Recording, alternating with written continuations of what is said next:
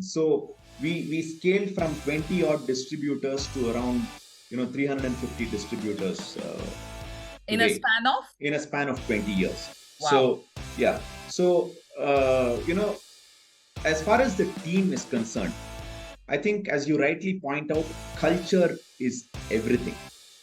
Okay, and most people underplay the importance of culture. They recruit people and they never really induct them into seeing the larger picture. So Thanks for yeah. sharing those insights, Jairam. I just wanted to touch a little bit about some of the points that you mentioned about the portfolio, how you grew the portfolio, how you took care of the people challenges. In my book, The Growth Scripture, I talk a lot about growth and what it takes to create that environment for an organization to grow and scale, that healthy environment. So I call these as the growth sutras, right? So one of the points that I talk about is definitely the leadership, right? And one of the sutras also is, it says, business, thy foundation is relationship. So I want to understand what role did leadership, people management, building partnerships, partner ecosystems, the team building, etc. What did it take for you to build this? How did you nurture this team and into becoming a high performing team? And how did you create those effective team collaborations and the culture that is required to build this kind of an organization?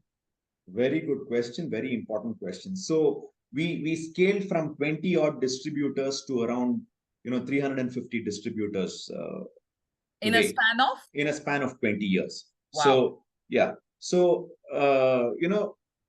as far as the team is concerned, I think as you rightly point out, culture is everything. Okay, and most people underplay the importance of culture. They recruit people and they never really induct them into seeing the larger picture. So every Yes. organization needs to have a solid vision, a fantastic mission, Hmm. a mission statement, Mhm. and and a good value system.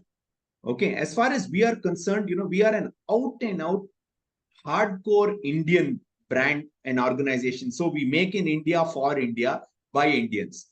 Okay, so only around 1.5% of our entire portfolio is imported.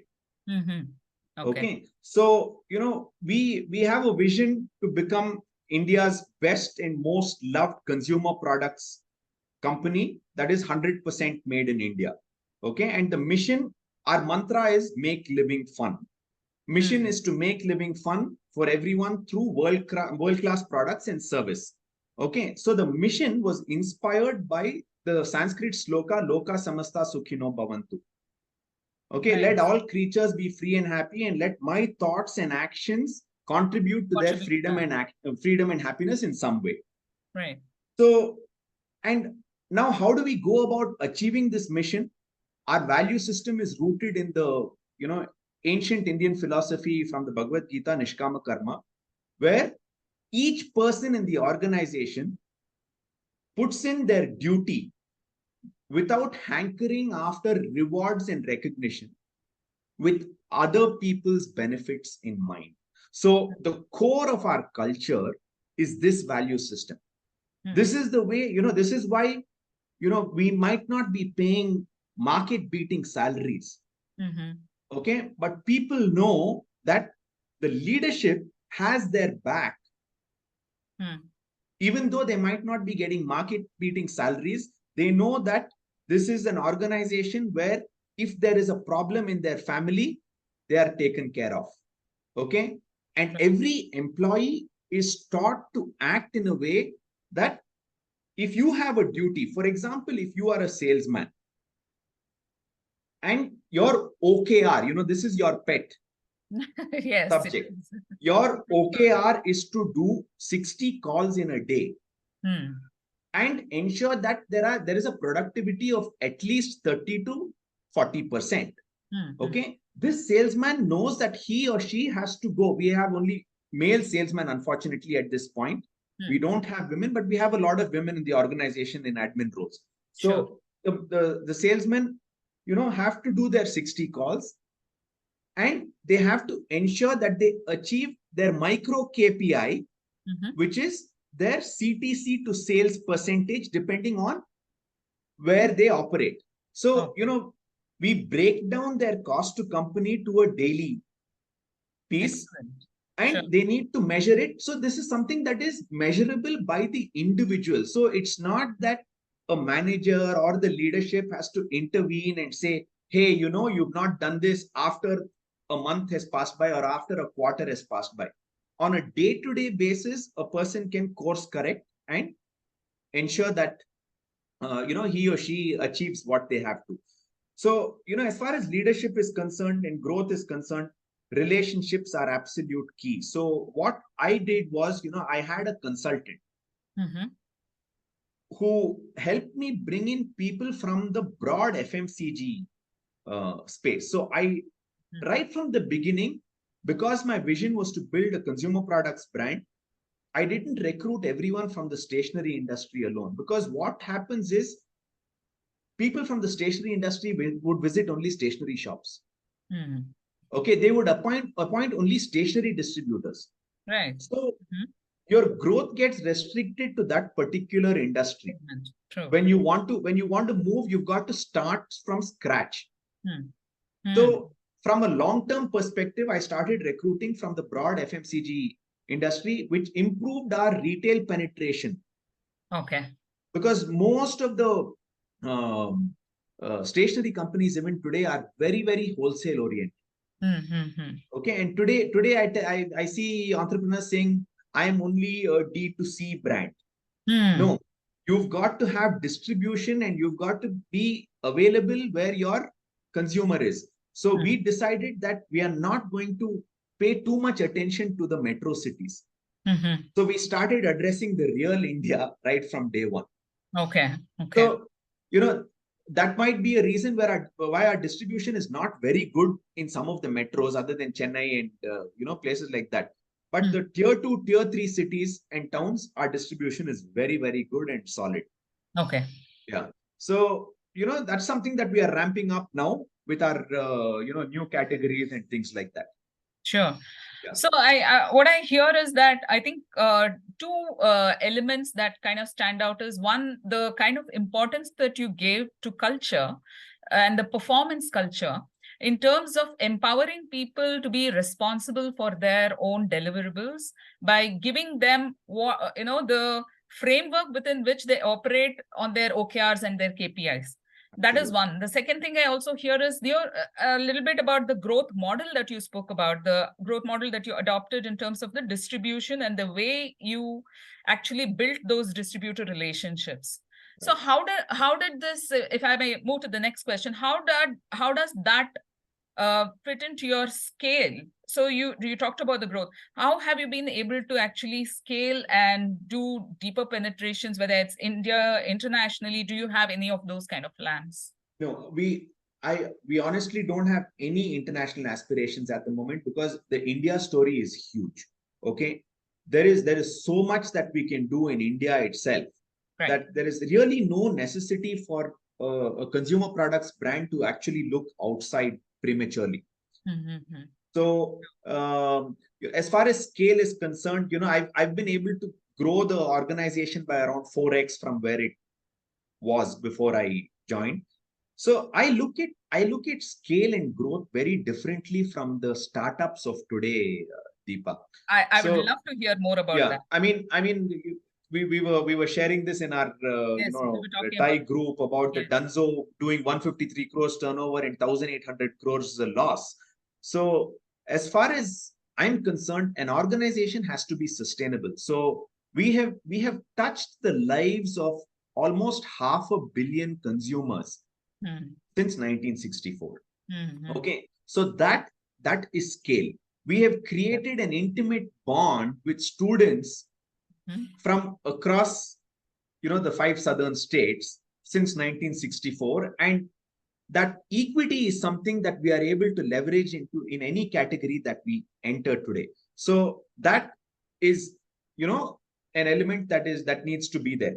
But all these things of touching 500 million customers or whatever it is has happened over a long-term period of time. Today, companies aren't able to survive for more than 7 years, as per lot of research that is coming out from the West and in India also. That's because everybody is playing with somebody else's money. Okay, this is so the mindset of, so what? Let me pay myself my salary. Okay, let me blow someone else's money, but my personal lifestyle is taken care of, is something that doesn't work in a sustainable long-term business model. So what are the parameters that I look at? I look at return on capital employed. We have very healthy returns on capital employed of between 30 and 40%. Okay, year on year. So we have profit margins of 10 to 15% depending on the year and depending on the investments that we are making in a particular year. Sure. So these are the parameters that show me that we're actually healthy. And are we beating inflation by a good margin as far as growth is concerned? Are we able to grow at around 8 to 10% in a year? And are we able to give a good life to the employees, direct and indirect employees of our organization over a sustained period of time? So what startups today are doing is they are paying people 3x and taking the best of talent. Correct. So what happens to the people who get into these organizations is they cannot come down if they lose their job. Right? Yeah. So their commitments become at 3x of market, what the market can actually take. Like when the Ubers of the world came into India, okay, people call it disruption, but disruption can be good and bad. True. Okay, the fintech and the digital public infrastructure is a good form of disruption. But when an Uber came in, the taxi guys were paid huge incentives above cost structures. So a lot of the traditional taxi operators started shutting shop, and they moved to Uber and Ola. And what happened 2 to 3 years down the line, the huge incentives stopped. They couldn't pay their EMIs. They had to foreclose their loans. Their cars were gone, and they were left jobless. So is that good disruption? No, it's not. Correct. I mean, what is the point in being a billion-dollar company when you are actually messing up livelihoods over a 5-6 year period? This is happening in the startup space, unfortunately. Yeah, I mean, I think you're referring to the bigger picture, right?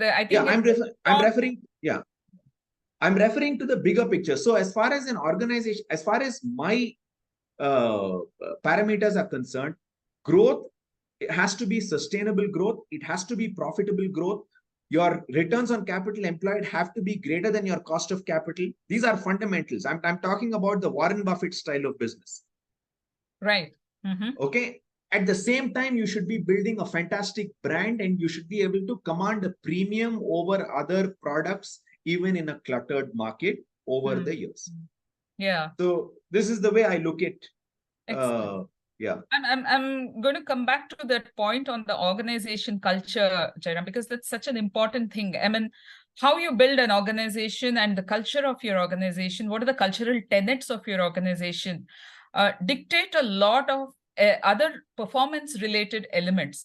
In fact, one of the Harvard study, which I quote in my book, that study talks about how most successful CEOs spend close to 50% of their time promoting cultural reforms within the organization. When I say culture, it's not just the softer aspects of culture. It's how you adopt processes, how you adopt, how you relate to the performance metrics that are set by the organization.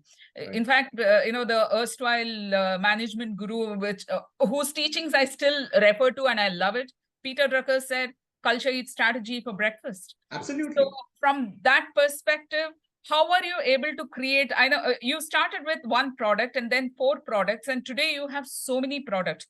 How were you able to create this innovation culture and adapt to the market demands, especially during, the uncertain times that we all went through during COVID, right? If you can take us through that particular space, how you were able to overcome the challenge as an organization, and how did culture play a role there? Right. Very, very good point. Very important question, Deepa. So, we were at 30% of our usual sales. 2 to 2.5 years, schools were closed. So, as I told you in the beginning, the universe has its funny way of pushing you to do something that you had envisioned. Okay. So, what happened was we were stuck here. We had overheads, and we had to pay the salaries. We had so many people working with us, and they've given their lives to the organization. So by God's grace, we had the financial means. We actually put in our personal money from our other investments and kept the team afloat. There were months where we were doing zero business. Okay, so around 3 to 4 months we had no business, but salaries were paid. So what this did was, it started, the senior people and the junior people started realizing, hey, here is an organization that is actually taking care of us. This was the time, when the Googles of the world, the Amazons of the world were recruiting in droves, and within a year they were laying off people in droves. Yes. Okay, so we are nobody compared to these organizations. Okay, those are fantastic brands, but what is we just do not adopt that Western philosophy of hire and fire. At the same time, we don't shirk from responsibility of eliminating people who are messing up the culture in the organization. So coming back to the Nishkama Karma philosophy, okay, people say, okay, listen, here is a management that has paid us through the toughest times that the business has ever seen. In fact, those were the only 2 years in our 60-year history that we made significant losses. Okay, so at that point, when I started discussing, things that we could do and keep the teams active and busy and productive, that's when we decided that we would enter the home care space. So though I always wanted BRIL to be a consumer, play in the consumer products market space, COVID pushed us. So I didn't plan this. Okay. So a lot of times, we as leaders, tend to say, oh, I did this. No, I didn't do it. God pushed me against a wall. Okay, literally. And we had to pivot. And today that is coming up as a nice new area of business for us. So it's culture. And culture definitely eats strategy for breakfast, lunch, dinner. Okay. And any time we recruit a new person, I am, in conversation with that person whenever I can, or my managers are talking about the Nishkama Karma culture and philosophy and value system. So this is something that goes out in our WhatsApp group. The first thing that we say, hi, welcome to BRIL, and please make sure you imbibe this. Excellent. So this is done religiously every time a new person enters the organization. Every time I wish people for a festival, I reiterate our mission and our value system. Okay, and since it's from the Bhagavad Gita, Krishna Jayanti is a time I tell them, listen, this is what we stand for. Right. So we are an Indian organization. We shouldn't blindly ape Western philosophies while also taking good things from the West. Yeah. Because there are a lot of good things that we can learn. As we were discussing the other day, the top 50 most valuable companies are still Western companies, probably 1 or 2 from China. Right. So we have a long way to go as a country. So create those sustainable and value-based, value-adding organizations, right? Organizations, exactly. So I think, the whole innovation ecosystem that you spoke about, how do we innovate? We fail fast and we fail forward. Okay, so we never get into manufacturing new products. we always partner with OEM factories to manufacture new products. If we launch 5 products, one succeeds. So we have a 20% success rate. So this has really helped us in being innovative and launching quickly and killing non-performers quickly also. So what goes into your product development strategy? Yeah. What is the process that goes into developing new products, and how do you stay innovative given the nature of your industry? If you can share some insights on that, Jayaram. Yeah. So we are a family business. Okay. So one of our most successful products, the BRIL Rider. Okay, it's a balance bike for 2 to 5-year-old kids, where children learn how to balance before they learn how to pedal. So this is something that we designed and patented in India. So this is one product that is unfortunately still manufactured in China. But why I'm telling you this is personal preferences, personal pain points are things that I still use in my leadership. Okay. No major fancy frameworks. So when my son was born, I launched 5 products. The BRIL Rider was a huge success. Today, it's the #1 selling balance bike in the country. Yeah. So when you tell me what process goes into it, we partner with OEM factories which have a deep R&D focus. Okay. And a focus on IP protection. Okay. So for example, if we have a liquid detergent that we launch, okay, the formulation that we finalize on will be only ours. Okay. And we test and we iterate, we get feedback and we iterate and we iterate and we keep improving the product. So in fact, the BRIL inks, which is still very much an important product for us in states like Tamil Nadu, we still keep improving on the formula that was originally made. So I mean, it's a Kaizen kind of a technique. So it's not that we create a product, take it out into the market, and we forget it. I think it's continuous improvement is what we use, and fail fast and fail forward. Right. And we just kill the products that don't do well. So until and unless, yeah. And what's the cycle for that? The product life cycle till you decide within how many years does it have to work for you to say that okay, it's going to remain in the board? Yeah, it has to achieve a significant market penetration and volumes in around 1.5 years to 2 years. 18 to 24 months. Yes. Okay. Yeah.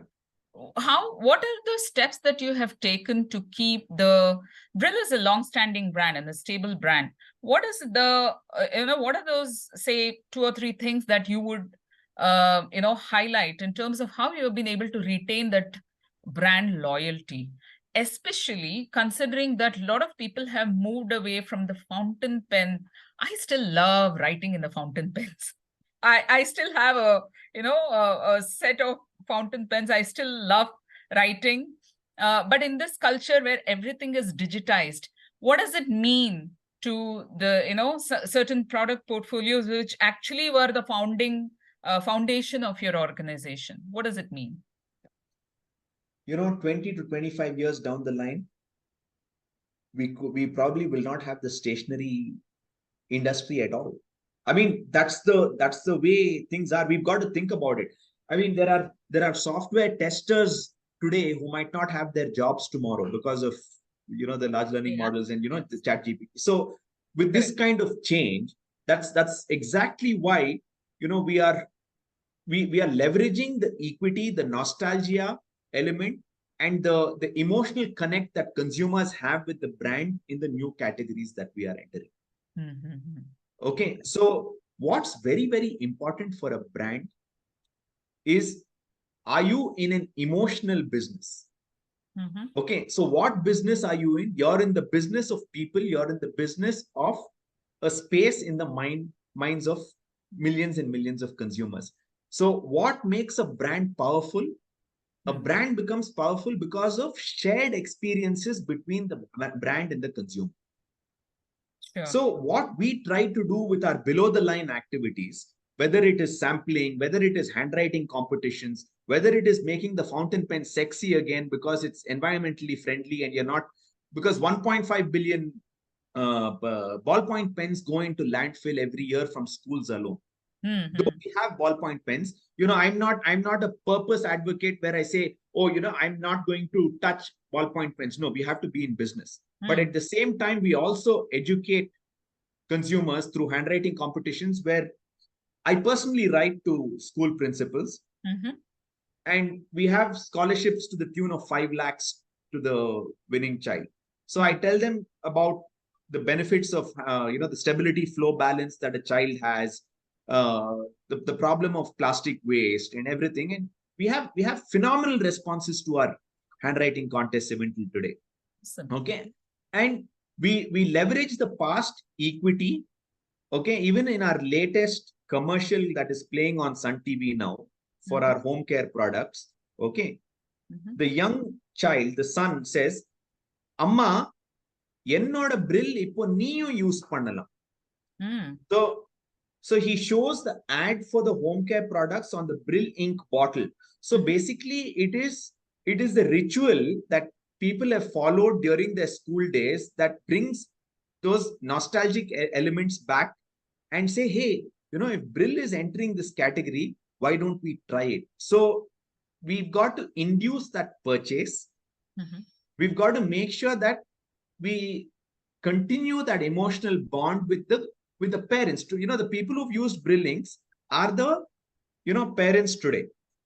Right. Okay, one, they could encourage their children to use fountain pens or brill stationery, because we have 75 SKUs in stationery itself, in home, school, and office products. Number two, when we enter a new category, it's the same parents who are going to be the decision makers in buying these products. And we are very clear. We give world-class products to the poorest of poor consumers in India. Okay, so if we cannot serve someone who can afford to buy a product for 1 rupee, we believe there is no point in serving someone who can buy something for 1,000 rupees or 9,990 rupees for a brill rider. So our segments are clear. So what message I have for entrepreneurs is, you don't have to serve the entire India. Okay, if you can be very successful in India with an Apple iPhone. You can be extremely successful in India with a chick shampoo. Right.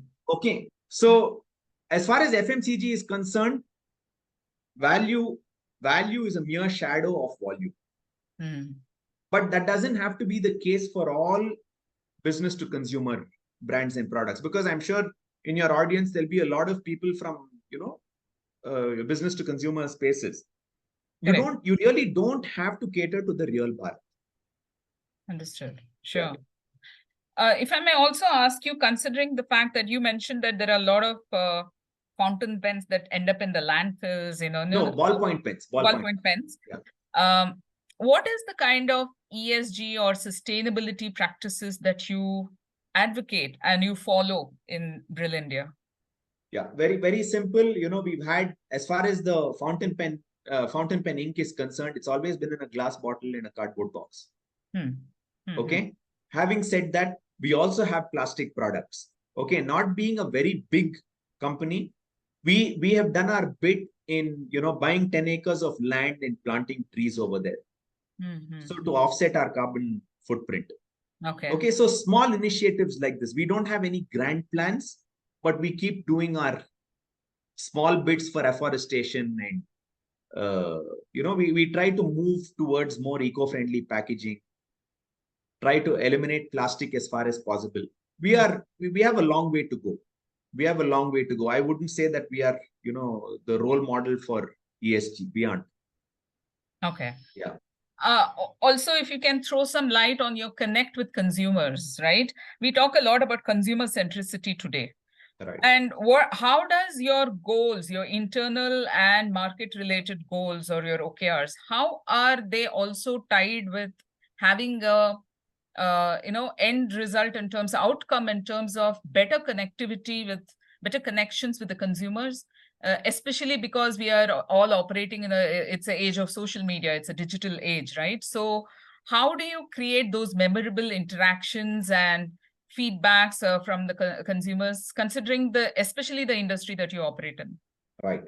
So my team knows that I'm obsessed with consumer delight. Okay. So let us say, I'll give you a story. A gentleman from Madurai, okay, sent an email to the BRIL@brilindia.com, which is our general customer care email ID, saying, listen, I bought this pen, this ballpoint pen, and it's horrible. Okay, this is the feedback. Okay, so now what do you do? I tell my team that whether it is a person who's bought a 5 rupee ball pen or products worth 50,000 rupees from us, treat them the same. Okay, so the action taken was, my manager gave me a call saying this is a feedback that has come. Okay, they don't even need my permission for it. So he said, I've taken action. I've made sure that we've collected 10 ballpoint pens from our distributor. It's been handed over to that man. Okay, and we've issued a personal apology to. Okay, so consumer intimacy is built through service recovery. Okay, service recovery is one of the biggest opportunities to build brand love. Okay, so tomorrow that it could be one person, but done day in and day out, you start you start making people understand that you are really serious about making living fun, which is our mission. Right. Sure. Okay, so that is one example. Another example I can give you is, let us say a mother, we've had many instances. Mother says, I've been so busy. I've been traveling. It's my 2-year-old's birthday, and I wanted to get the Brill Rider AF, this particular color for my child, but I'm living in, Whitefield in Bangalore. If you courier it, it's not going to reach me. So what happens is my factory takes that, because this is an experience. It's a shared experience. Okay. Right. The mother doesn't care about us. The mother cares about the fact that she needs to have that gift for her child the next day. Okay. So my team starts acting on it. The sales manager in Karnataka picks up a bike, rides to Whitefield from Rajajinagar, where our factory was at that point. We had one factory there. Now we've centralized in Pina. Rides to that customer's home, assembles the bike for her, hands it over, takes a photo, comes back. So, I mean, it's just being human about it. Okay, there are really no measures. It's just doing the right thing during the moment of truth. Right. So what I keep telling my team is, we are not in the products business. Today, we are all in the services business, actually. Right. Okay. So if you can have the best product in the world, when the product has a problem, if you're not going to be able to get in touch with the company, and the company is not going to serve you, there's no point in having a great product, because the best of products have problems at times. So true. So true. Yeah. So, I mean, this is what, and this has to be top down. If I'm not obsessed about it, my team will not be obsessed. Fantastic. That's another element of culture we are talking about, right? Yeah, you're setting the tone. You're setting that, that cultural. Yeah. One more thing is, I say profits are everything for an organization, but transactional profits need not be everything. Okay. There are times when someone would have spent 1,000 rupees. Okay. We might send them, it might cost us 2,000 or 3,000 rupees to, replace their product or whatever it is. But making that transactional loss is worth it, because it will result in long-term profitability. Right. So, I never fret over transactional losses. Brilliant. Yeah. That's a point to note. What is your, one or two messages that you would like to give to the I mean, we've been speaking, Jairam, we've been speaking a lot about how the startup ecosystem is, how the, new age companies, how they operate, the games that we play, in terms of valuation, in terms of the hype, but then most of them become loss-making organizations. So we have been discussing about this topic. What is it that goes into building a stable, scalable organization that is out there for the long haul, right? We've been talking about this topic and how growth models today are they're fragile, right? It really doesn't talk about many of the like we were talking about blending, the traditional and what it takes to build a future-proof organization, right?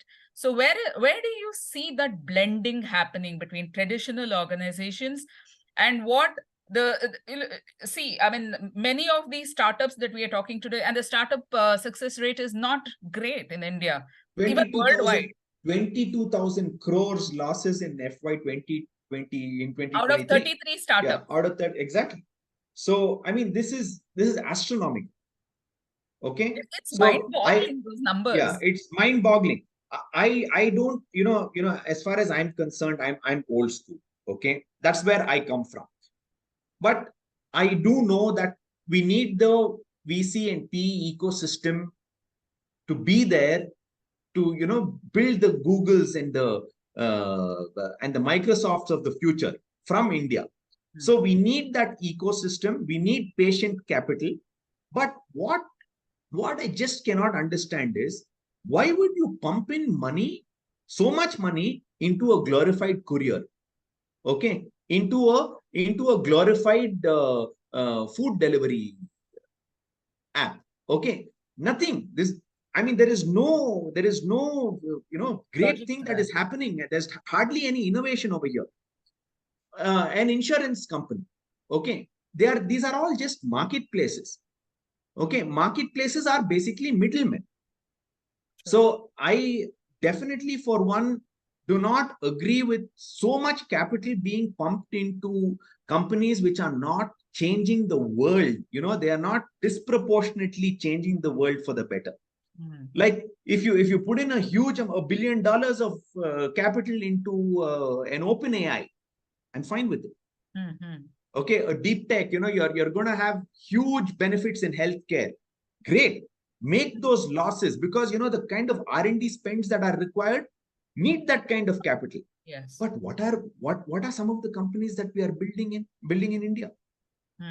Okay, so that shift has to happen. But I think that course correction is also happening today with the funding winter, and people are getting hammered.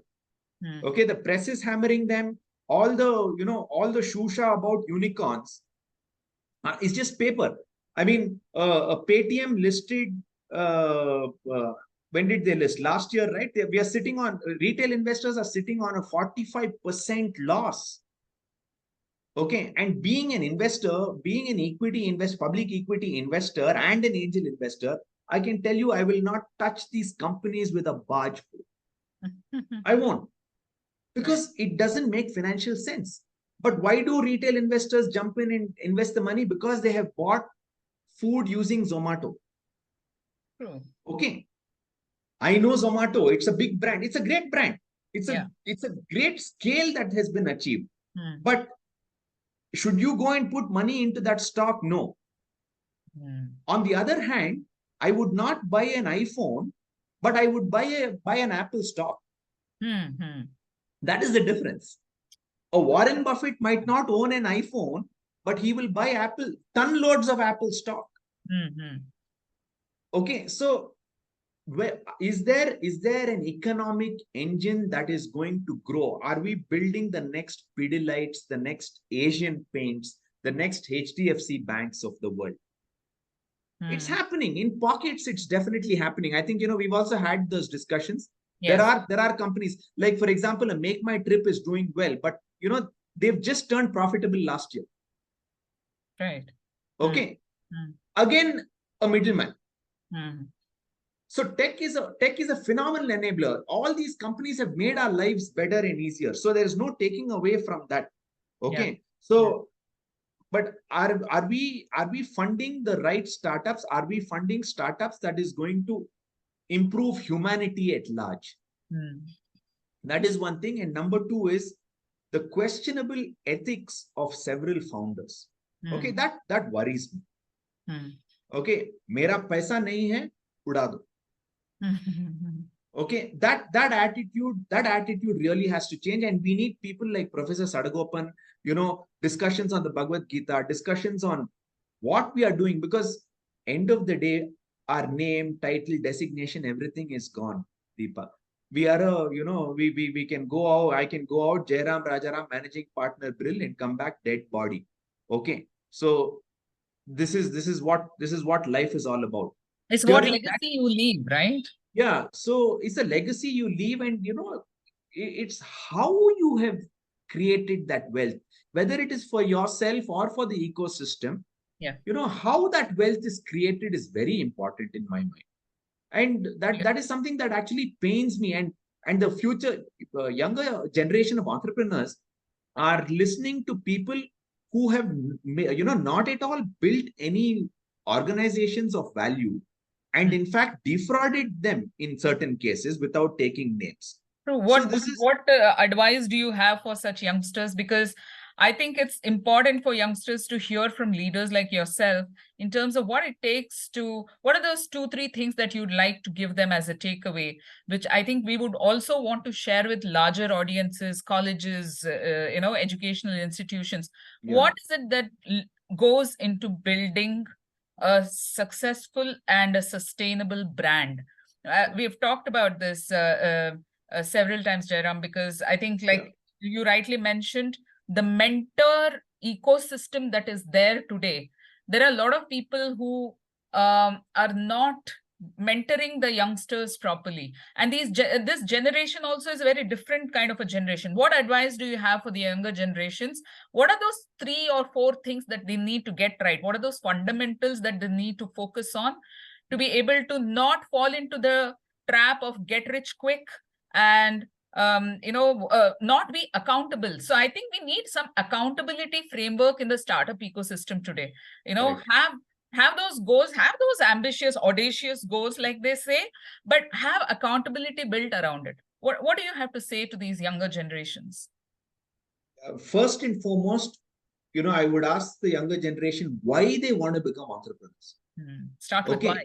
Yeah, you start with the why. And I tell people, if you want to get into entrepreneurship to make quick money, don't, because it's a very, very painful, lonely marathon. Okay, it's not easy. Deepa, you are a hustler, okay, and I respect you for that. So it takes hustle, it takes a lot of blood, sweat, tears to make an organization sustainable and profitable.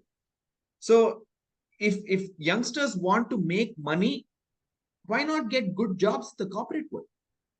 Okay, it doesn't matter. Everybody doesn't have to become an entrepreneur. True. Okay, if you really want to become an entrepreneur, make sure that you have your family on board. If you're married, you have to have your spouse on board. Right. Okay. One person should bring in the stability. One person should be bringing in that salary or paycheck. Right. For youngsters, what happens is their whole family collapses. I've seen this happening. People going through divorces because this guy or girl is they're constantly putting in money, getting into the next venture. It's not all fun and games. Yeah, it's not bed of roses. Yeah, it is a very, very difficult journey. So and being a third generation entrepreneur coming from a privileged background, I'm telling you this, I can imagine how tough it is for a first generation entrepreneur who doesn't have the financial backing. Absolutely. Okay, so what these youngsters are thinking is, I will go and raise venture money. But that venture capital is not going to come so easy also, because most of the VCs are now funding their friends.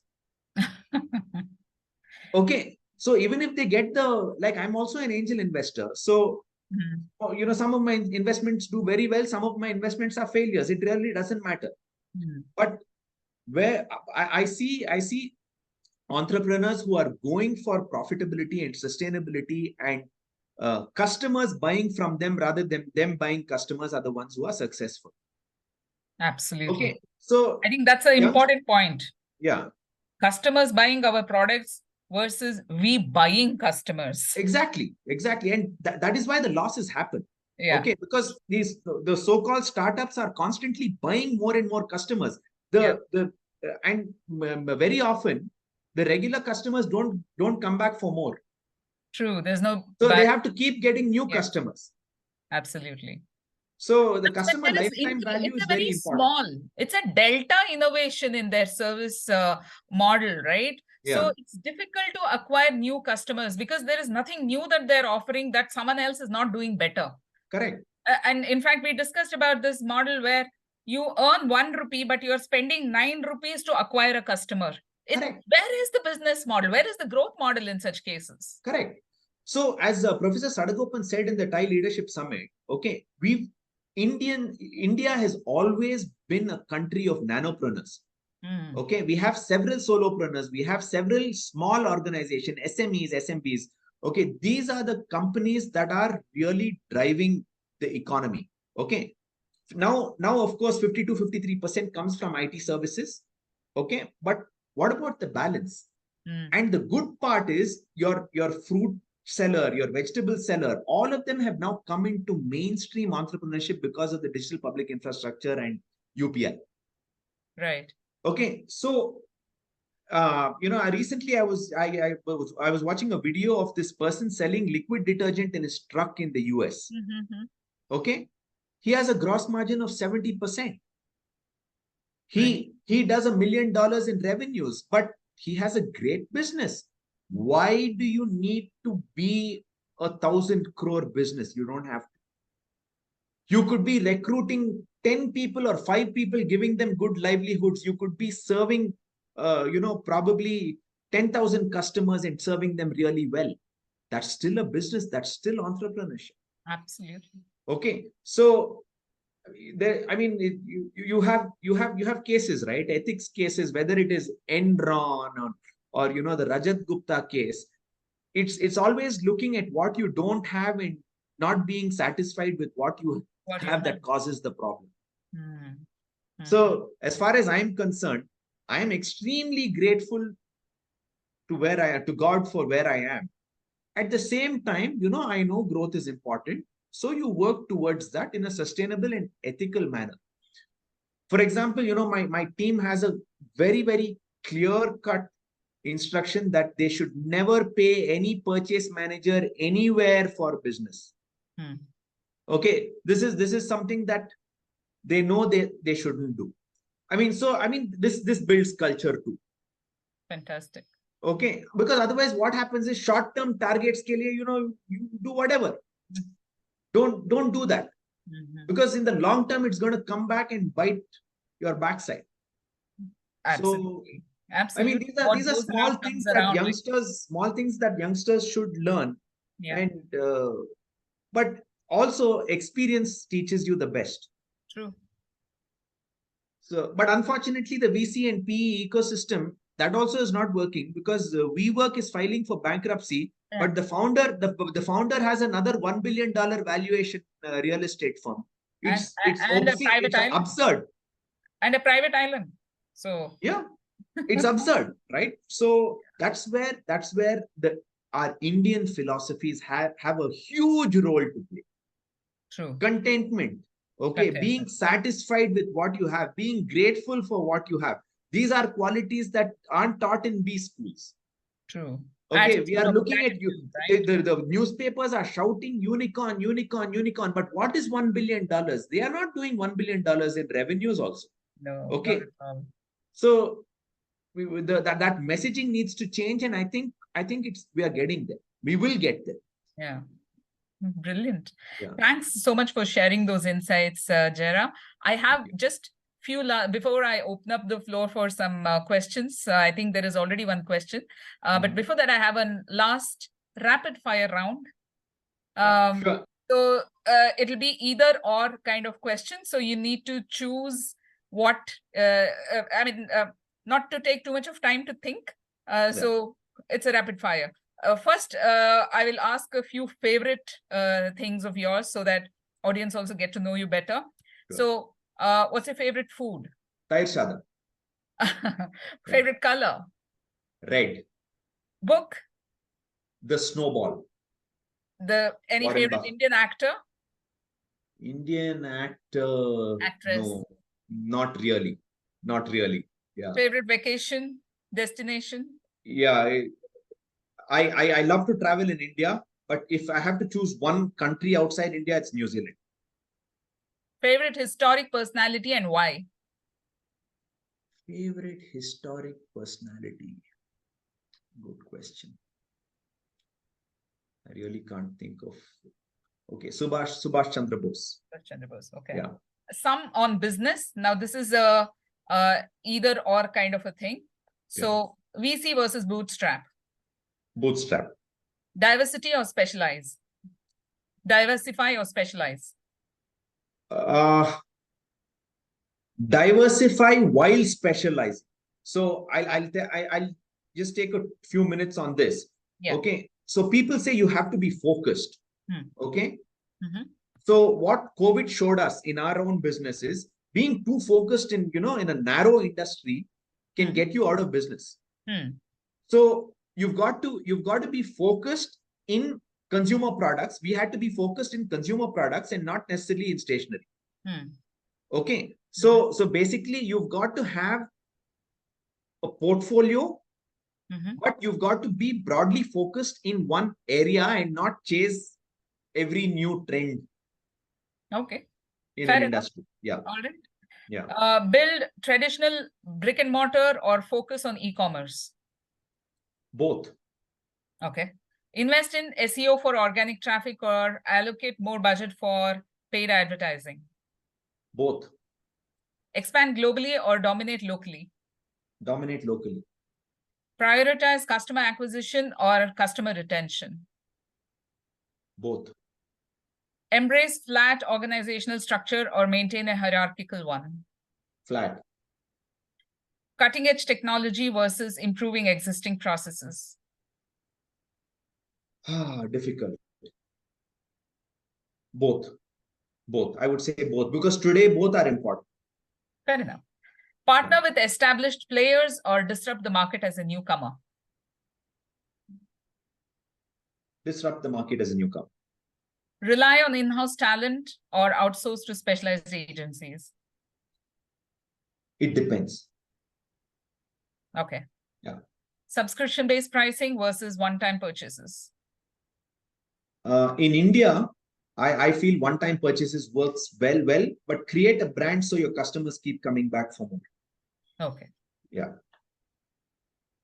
Great. Thanks a ton, Jayaram, for sharing those brilliant insights and for sharing so much of rich, deep experience of yours with me, with the entire audience. So I think thank you so much, Deepa. Yeah, it's been a real pleasure. I could speak my mind. I like, a lot of places, you can't speak your mind. I could speak my mind in your podcast.